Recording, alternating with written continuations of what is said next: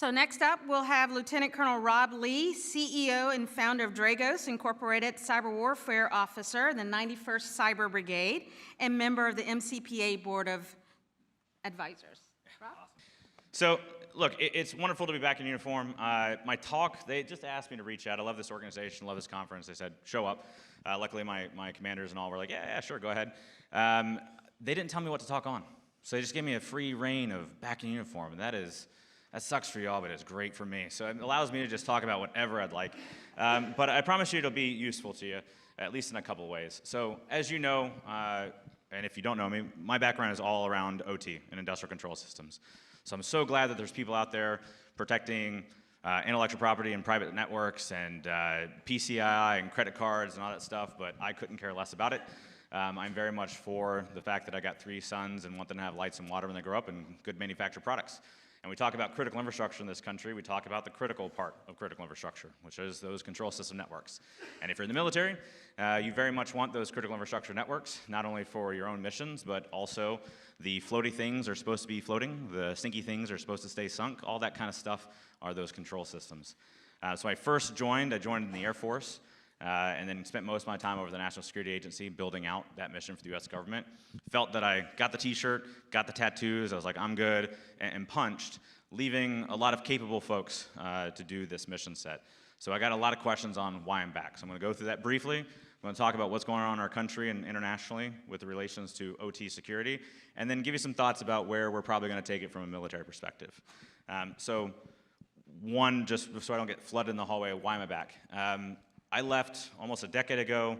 Again, enjoyed my time, but I knew it was time to leave. Got to do offense, defense, intel work, had a lot of fun. But I felt that the military at the time was at a place they weren't really gonna take control systems very seriously, and the opportunity for me to do the mission was very much more in the private sector. And so I went and built a company to do that, and I think we've done fairly well so far on that topic. But that was not to say that I didn't think there was amazing people in uniform and in civilian service doing the mission. Doesn't mean that there weren't pockets of excellence doing amazing, amazing things in this topic. It wasn't like everything ground to a halt when Rob Lee left. Actually, there was a lot of people that did even better things than me. And it was amazing, and it's always good to look at. But the problem was I didn't see any cohesive strategy. And so as anybody working in any sort of industrial control systems across any element of the government would be the first to admit that there was pockets of excellence doing amazing works and we could celebrate, but no idea of if we go to war with China, what does it look like? And in my civilian capacity, outside of my company, I spent a lot of time on the Hill talking to congressmen and senators and various presidents and parliamentary members in other countries and prime ministers and so forth and so on. And everyone always had this question of, how do we protect critical infrastructure and how do we all come together to do it correctly? And it was always weird for me to see such alignment at the top of we should do this. And then as we all know, a lot of people at the bottom that are doing it, and then somewhere in the middle, just stuff goes crazy. And I think anybody has experienced that at some part in their career. Now, you can't all blame the management, because some of you are the managers, and then some of you that are blaming the management are also the problem. So I'm not saying it's any one group, okay? I'm just saying it's difficult to get done across a large force of people, and it's difficult to get done when you're talking about very complex challenges. Let's imagine a normal utility in this country. So let's say you're a power company, and let's say you have operations across 3 states. You've got 3 different governors that are telling you what they need out of you. You got 3 different state security agencies telling you what they need out of you. Here's my 3 or 5 things. You've got every FBI detachment in those service territories coming to you going, here's my 3 to 5 things. You've got CISA going, here's my 3 to 5. You've got every base commander, 3 to 5.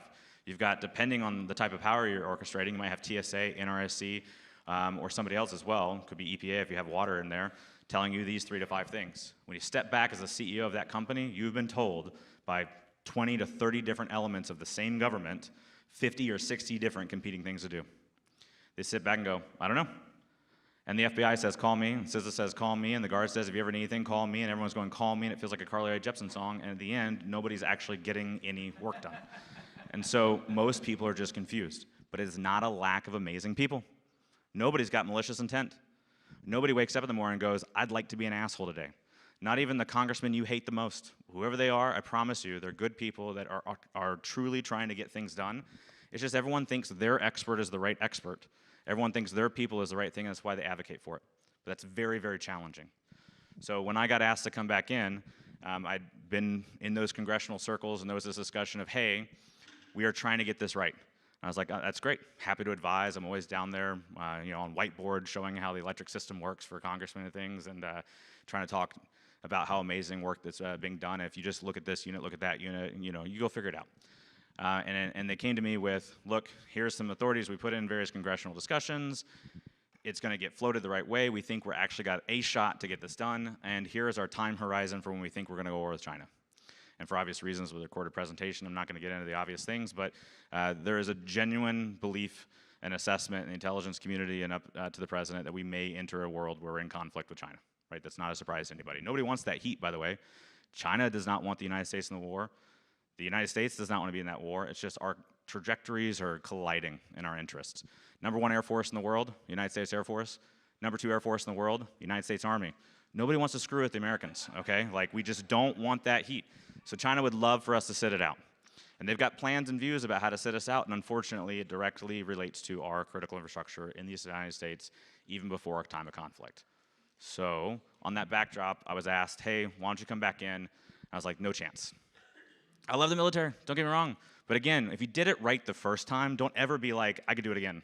Like, that's a bad idea. It's like every startup founder, like, I had a successful exit.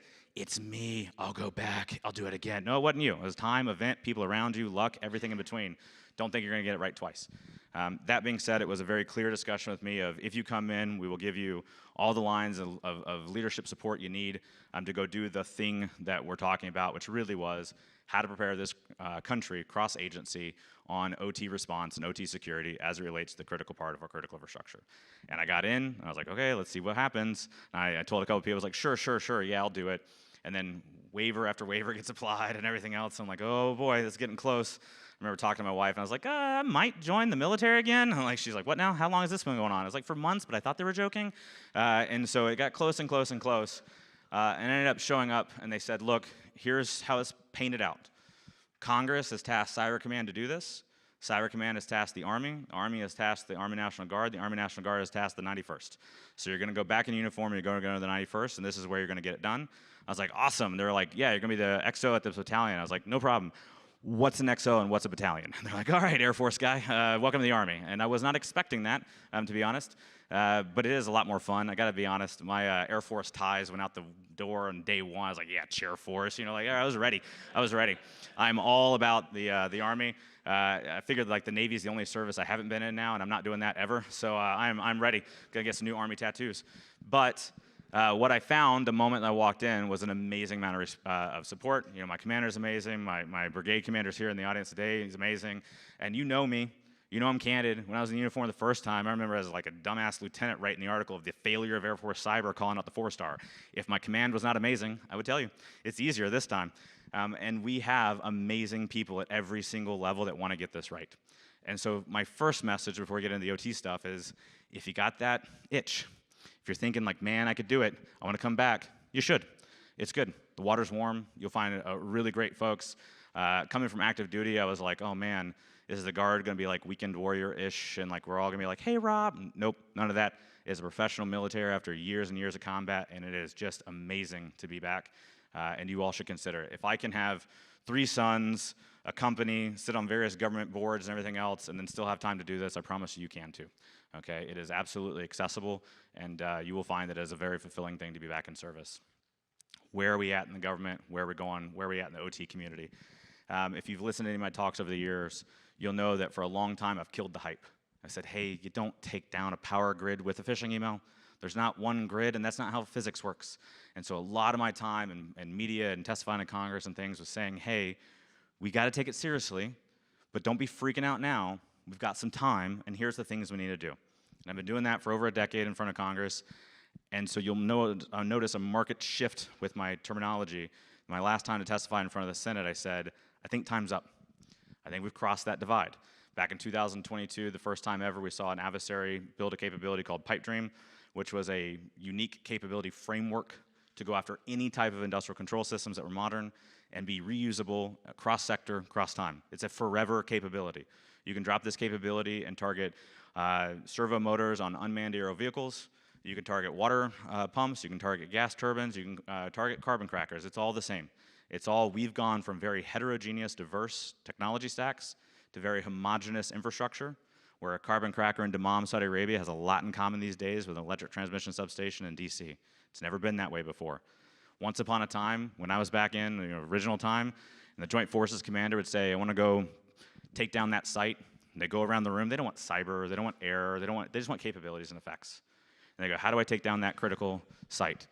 And Captain Lee in the Air Force would be like, sir, cyber, if you want a cyber capability, I need 18 months, 13 people, $30 million. You're like, okay, what happens if we change targets? I'd be like, start over? They're like, oh, how often can we use that capability? I'm like, once. I go, okay. Hey, pilot, what can you do? Pilot goes, I can be sober in 6 hours and bomb it. Joint Force Commander, going with the pilot, okay? Everything you've ever seen in terms of combat, anything you've ever seen in terms of destruction on industrial control systems has been intelligence agencies. Military hasn't entered the fight. 2022, pipe dream, homogeneous infrastructure, congratulations, they've ended the fight. Now you can have that same conversation and say, I need that same level of investment, boss. You didn't ask yet, but I can build you that capability. And he goes, oh, okay, for what target? And I go, any of them. How long can we use this thing? Forever. It's just native functionality of control systems. Operator can open circuit breaker, so can I. Just native functionality. No exploits, no vulnerabilities, forget that stuff.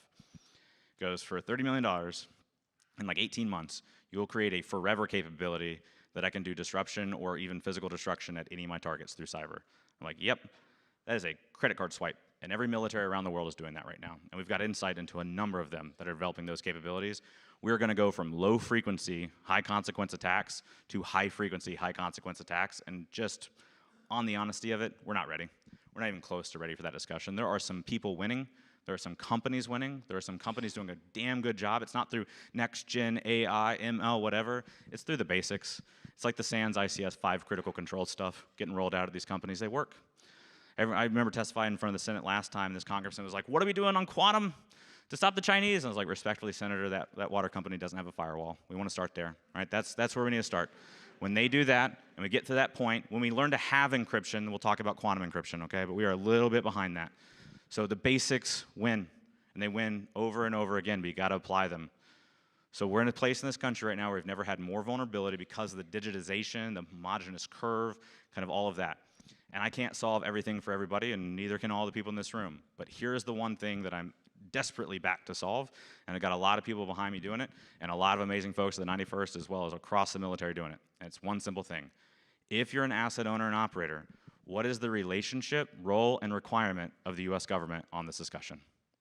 And that is not answered today. I didn't come back to say, let's build a new capability. We got the capabilities. I didn't come back to say, let's train some people. We know how to train them. I came back to say, hey, I'll go be that person that talks cross-agency with a lot of military support behind me on what does it actually take to go to war with China or others while we are focused on defending the homeland. And how can a power company call somebody, get one person from the federal government, anybody to be honest, get it routed correctly without interagency drama, and anybody that's been in the government knows we have way more interagency drama than anybody will ever admit publicly. How does all that go away so they position the right resources at the right time with the right authority at the people that need help and not step on the very private sector who's paying our taxes? Because people always miss that. But taxpayer money cannot be used to compete with tax-paying entities. It's a standing statement and understanding of this country. So I can't go in and say, call the National Guard instead of Mandiant, and all the Mandiant taxpayers are going, what are you talking about? And by the way, the moment you start doing that, you don't have Mandiants anymore in the country, and then you become another country that doesn't have that expertise, that doesn't even go into the government. It's a weird circle and butterfly effect, and you gotta be careful of not affecting change. What we can say is, here's an area where we can play. This is what our area is. Here's how you get to us. That's all I'm back to do, just that. And luckily, we've got a lot of folks that are on board with it. Tomorrow, I'll be meeting with the incoming CISA director, Sean Planke. All the CISA folks are on board. If you go talk to the FBI detachments, you'll find everybody wants this done. We have all, for a long time, done little bits of success and see how interagency drama and failures lead to non-outcomes for the community. We can say, yes, we got it right at Littleton Electric and Water, and then we can point to another 100 where we didn't even get the phone call because I knew we weren't gonna get it right. And it will tell you without being the hyped up person, but when and if we have a conflict with China, Russia will look like a warm-up game. This little tit and tat for Israel and Iran will look adorable. Okay, these things are harsh. people's lives are on the line, kids are getting killed, civilian infrastructure is getting targeted, and all of it will look like nothing in comparison to what it can be and what will come. And that is not rhetoric, that is you look at the infrastructure, look at the sites. Look at Volt Typhoon. Volt Typhoon is targeting electric and water sites across this country, and they're doing it in a way that they show they know it better than we do. They picked out the small sites. If you go to any classified critical infrastructure list around the world, it'll pick out the big sites, big generator, big port, big water site. If you actually want to take stuff down, you hit a lot of little stuff. You want to put troops in the South China Sea, there's like one distribution station for one port that's really critical for the supply chain. That's the sites they figured out that we as a government didn't even figure out to put on the list. That's where they went. That's where they embedded. They started stealing the right level of information to take down infrastructure. I genuinely assess in my own personal capacity that China believes that taking down civilian infrastructure prior to conflict will keep America out of the war. I'm not looking for bombs to drop and then lights to go out. I'm looking for the opposite. I'm looking for lights to go out, manufactured products to be manipulated, people to be worrying about what's in their water to keep the American public fearful of ever getting into a conflict. And I don't want war. Nobody in uniform ever wants war. You will find no people that don't like war better than people that get shot at. Okay? Nobody in uniform wants to go to war. But I will tell you, I'd love for our military leadership, and I'd love for our civilian leadership, regardless of who they are, to have all the options on the table for them to make the best choices. So it's our job to return those options to the table and kick adversaries out of infrastructure. And I mean that for anybody and everybody. Anybody that's ever seen me talk will know I want civilian infrastructure protected from everybody, including allies. Anybody that's targeting civilian infrastructure is wrong.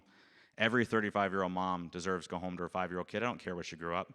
That should just be what the cost to be the good guys, okay? So, come back in the military if you want. Again, it's a different military than maybe you left the first time, or if you haven't come in, you're gonna find that there's a lot of opportunity to do good change. If you're in the military or government, this is a call out to you as well. It's one of the reasons I'm here. I got to have very, very senior government contacts and relations in the White House and Congress and all this stuff of, Rob, you and the 91st are tasked to go do this. There was not like an e-bulletin that went out to everybody else. All right, so I'm finding all sorts of different units being like, I think we're in charge of that. And I'm like, nah, according to the president. So there's a whole level down that I'm saying, if you think you're working on this problem, reach out. There is no ego and ownership here. Where you're going to find at the 91st is a lot of folks that go, great, here's our JQRs, here's the training plan, here's what we're doing in the ranges, here's what we want the response plan to be, here's what we've already talked to the DHS about. Anybody and everybody that thinks they got a piece of this pie already, especially if you're in government, come talk to us. We'll open up everything. You're welcome to it, and you're welcome to be part of the solution, because we are moving, and we're moving quick. I think I told Colonel Garner this, my actual commander on the IOSC side. He was like, yeah, Rob, you know, you can come in and do this, that, and the other. I was like, Colonel Garner, there's a very simple truth in the military, and there's one of the reasons they put me here. I was like, every time you take and go into a new unit, Air Force and Army, I think, is the same on this. You see your 06, God, they're such a nice person. You want to talk to them, they're friendly. They're like, how can I help you?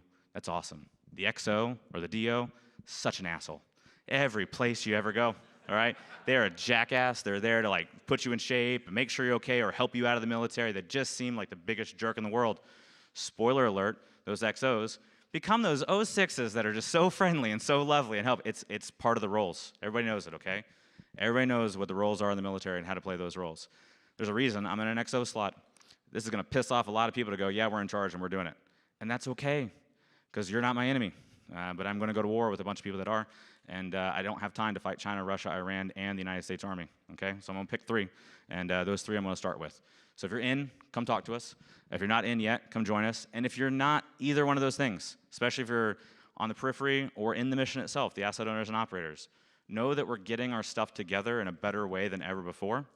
If you turned off this conversation years ago, open back the discussion, because there's a lot going on, and it's a very different U.S. government than a couple years ago. And for some of you, it's like, yeah, no kidding, I'm not talking political, okay? I'm talking from a desire to do good. And so I'll leave you with the couple pieces of insight and intel on some of the stuff that's happening lately. Maybe it'll be fun. That pipe dream group that I talked about in 2022 delivered the capability, got to brief the president about it. They were all like, oh my gosh, this is bad, put out a statement to the country. We have seen them further developing on that capability.